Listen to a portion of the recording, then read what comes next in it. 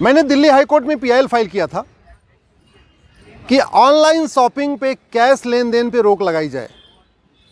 जो लोग भी ऑनलाइन शॉपिंग करते हैं, चाहे वो फ्लिपकार्ट से करते हैं, अमेजॉन से करते हैं, अलग और भी बहुत सारी वेबसाइट्स हैं ऑनलाइन शॉपिंग के लिए, उस पे 1 रुपये भी कैश लेन देन परमिट नहीं करना चाहिए। 100% वो कैशलेस होना चाहिए। और क्योंकि जिसके पास स्मार्टफोन है, जो ऑनलाइन शॉपिंग कर सकता है, उसके पास UPI, debit card, credit card, भीम, कुछ न कुछ तो है, तो फिर वो कैश लेन देन क्यों कर रहा है। दूसरी हमने मांग किया था कि जिस भी सामान की एमआरपी 10,000 रुपये या उससे ज़्यादा है, या जो भी सर्विसेज 10,000 रुपये या उससे ज़्यादा की हैं, उदाहरण के लिए कोई सामान अगर मान लीजिए स्मार्टफोन है, उसकी कीमत 10,000 रुपये या उससे ज़्यादा है, वो भी कैश लेन देन नहीं होना चाहिए, वो भी बैंकिंग के थ्रू होना चाहिए, यूपीआई, एटीएम, पेटीएम, भीम के जरिए होना चाहिए। या जो सर्विसेज हैं, चाहे वो इलेक्ट्रिसिटी का बिल है, गैस का बिल है, रेलवे का बिल है, एयर टिकट, जो भी रेल टिकट, जो भी 10,000 रुपये से ज़्यादा का है, उस पर भी कैश लेन देन बैन होना चाहिए। वो भी ATM, Paytm, Bhim, UPI, debit card, credit card के जरिए ही होना चाहिए। दिल्ली हाई कोर्ट ने मेरी पिटीशन को एक्सेप्ट कर लिया है। केंद्र सरकार के गृह मंत्रालय को, कानून मंत्रालय को, वित्त मंत्रालय को नोटिस जारी किया है, सिविल एविएशन मिनिस्ट्री को नोटिस जारी किया है, रेलवे मिनिस्ट्री को नोटिस जारी किया है, आरबीआई को नोटिस जारी किया है और दिल्ली सरकार को भी नोटिस जारी किया है। हमने उसमें दलील ये दिया है कि जो हर हफ्ते आपको दिख रहा है, कहीं 10 करोड़ पकड़ा जाता है, कहीं 20 करोड़ पकड़ा जाता है, कहीं 100 करोड़ पकड़ा जाता है, अल्टीमेटली ये सारा जो ब्लैक मनी है, ये लग्जरी आइटम में खर्च होता है। या तो इसमें एग्जीक्यूटिव क्लास में घूमते हैं जहाज में, महंगे मोबाइल खरीदे, फ़ोन खरीदेंगे, महंगी गाड़ियाँ खरीदेंगे, प्लॉट खरीदेंगे, फ्लैट खरीदेंगे, घूमेंगे, टहलेंगे। तो अगर जिस भी सामान की एमआरपी 9,999 है, वहाँ तक तो कैश लेन देन ठीक है, लेकिन जिसकी एमआरपी 10,000 रुपये हो जाए, उससे ज़्यादा हो जाए, वहाँ कैश लेन देन बैन कर दिया जाए।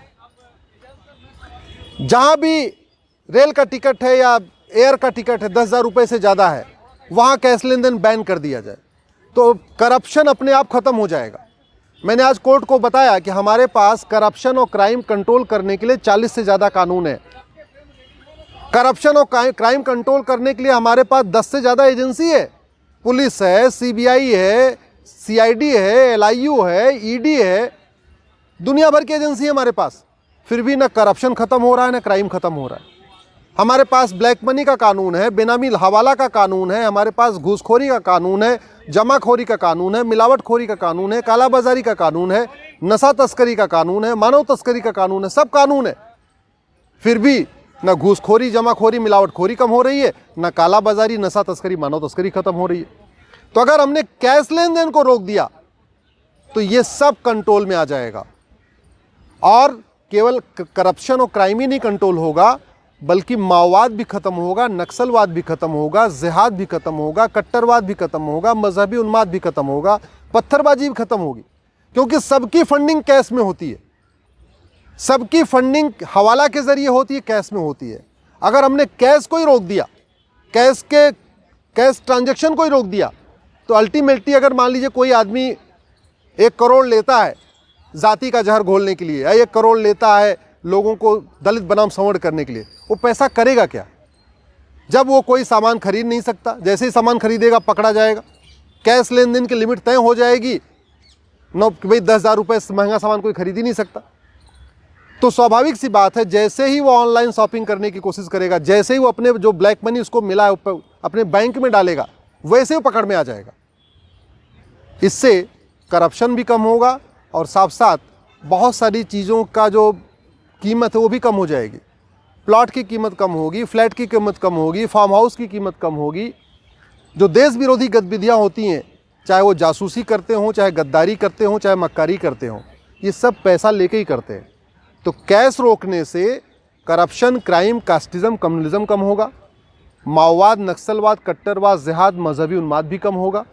और सबसे बड़ी बात ये, जो आम जनता हर छोटे छोटे काम के लिए परेशान है, जहाँ पे घूसखोर अधिकारी या घूसखोर लोग हर छोटे छोटे काम के लिए बार बार दौड़ाते हैं, वो भी रुकेगा। क्योंकि पैसा लेके करेंगे क्या?